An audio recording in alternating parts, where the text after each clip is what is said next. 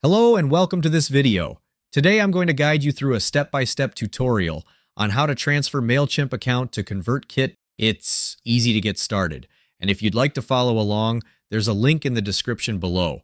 You can use it to sign up for a free trial or quickly log into your account. Let's get started. Navigate to the Grow option in ConvertKit and click on the Subscribers tab.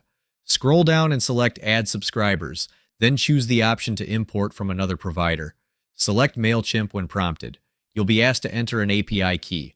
To obtain it, log into your Mailchimp account. Click on your profile icon in the top right corner and select Profile from the drop-down. Go to the Extras tab and choose API Keys. Scroll down to click on Create a Key. Name your API key and click on Generate Key. Copy the newly generated API key. Return to ConvertKit, paste the API key into the required field, and click on Continue Import.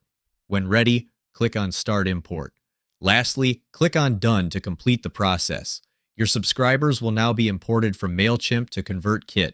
If you're looking to quickly grow your email list while also earning high-ticket commissions, I've got a free training program for you, linked in the description below.